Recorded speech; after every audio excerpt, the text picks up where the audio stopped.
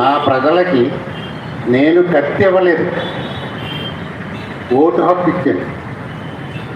కత్తికి నరుక్కోమనలేదు, ఓటు హక్కుకి దాన్ని వినియోగించుకోమన్నా. మీరు ఉపయోగించుకుని రాజ్యానికి పరిపాలన చేస్తారో, అమ్మేసుకుని బానిసలు అవుతారో అది మీ చేతుల్లో ఉందన్నారు. అద్భుతమైన మాట. పేపర్లు చదువుతున్నాం, ఇలాంటి ఉద్రేకమైనటువంటి ప్రసంగాలు వింటున్నాం. కానీ మన యువతలో ఎక్కడ కూడా చైతన్యం వస్తున్నట్టుగా కనిపించట్లేదు. చాలా పర్సంటేజ్ తగ్గిపోయింది. పివి రమణయ్య గారు ఉన్నప్పుడు, బాలకృష్ణ గారు ఉన్నప్పుడు మేమందరం వారి యొక్క సారథ్యంలో పనిచేసిన వాళ్ళం. కాబట్టి ఇప్పుడు నాకు దాదాపు 80 సంవత్సరాలు వచ్చింది. అయినా ఆ జీలు ఉంది కాబట్టి ప్రొద్దుగా వచ్చాను, ఇప్పుడు వచ్చాను. కానీ ఎంతమంది వచ్చారు? తమ్ముడు బాబురావు అన్నట్టుగా భార్యాభర్తలతో ఉద్యోగాలు చేస్తున్నారు. ఇంట్లో ప్రతి వాళ్ళు ఉద్యోగాలు, కలెక్టర్లు, ఆర్టీఓలు, ముఖ్యంగా టీచర్లు ఎంతమంది అవుతారు? సిగ్గుందా అని అడుగుతున్నాను ఈవేళ. నేను అసలు మీరు అన్నం తింటున్నారా, గడ్డి తింటున్నారా అని అడుగుతున్నాను. బాబాసాహెబ్ అంబేద్కర్ ఇచ్చిన భిక్ష వల్ల నీ పిల్లలకి ఉద్యోగం వచ్చింది, నీకు వచ్చింది ఉద్యోగం. ఏమైపోయావు? ఎక్కడ దాక్కున్నావు? ఇచ్చి చాలా భయంకరమైనటువంటి బయట వాళ్ళు మనల్ని విమర్శించేలాగా మనం తయారయ్యాం. ఒక చిన్న మాట చెప్తాను. ఏంటంటే, ఒక చోట ఒక స్త్రీని రేప్ చేస్తున్నాడు ఒక అతను. ఎదురుకుండగానే ఇంకో అతను కూర్చున్నాడు. అతను కూర్చుని సిగరెట్ కాల్చుకుంటున్నాడు.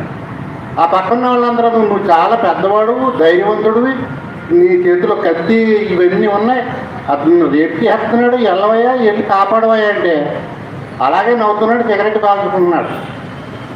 ఇంకా ఆవిడ రేపు చేయడానికి ఇంకా భయంకరమైన స్థితిలోకి వచ్చేటప్పటికి ఆవిడ తిరగబడదు.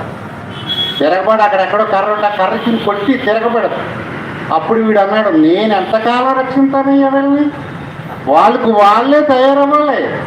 అదిగో నేను అప్పుడు వెళ్ళి ఆ కాపాడినట్లయితే ఎవడో వస్తాడు కాపాడతాడని వెళ్ళిపోద్దా ఆ మహాతల్లి.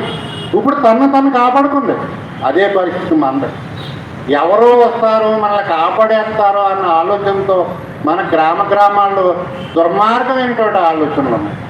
అవన్నీ కూడా తగ్గించుకుని బాబాసాహెబ్ దేవుడు కాదు, మనకు దేవుడు ఇప్పుడు రాముడైనా, కృష్ణుడైనా, యేసుక్రీస్తు అయినా, ఎవరైనా పరలోకంలో దేవుడైతే అయి ఉండొచ్చు. ముందు ఇక్కడ జయించు నువ్వు. ఇక్కడ దేవుడు బాబాసాహెబ్ అంబేద్కర్. బాబాసాహెబ్ అంబేద్కర్ మన దేవుడు. లేకపోతే మనం ఇక్కడ కూర్చోలేము.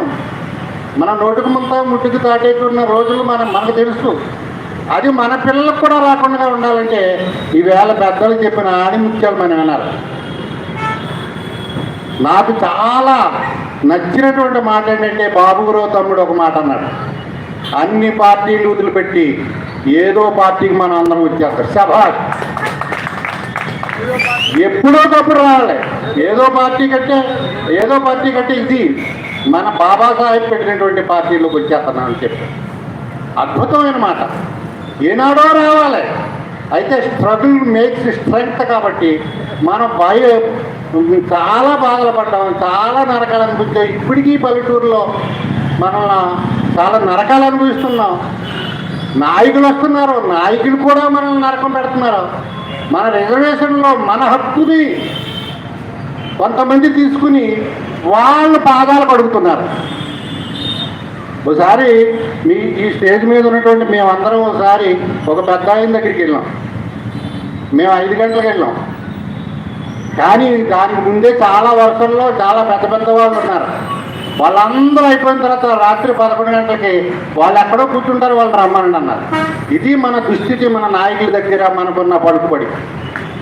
నాయకులకి పదవి మందే, పాదాలు కలగటం వాళ్ళకి. ఇది ఎవడైనా ఉంటుంది, ఎవడైనా అంతే. ఇవాళ రేపు బాబురావు ఆ పార్టీలో నెక్కినా అలాగే చేస్తాడు, రఘుబాబు ఆ పార్టీలో నెక్కినా అలాగే చేస్తాడు. ఎవడో ఏం చేయలేడు, ఎందుకంటే వాళ్ళు చేయనివ్వరు, వీళ్ళకున్న చైతన్యం చేయనివ్వరు.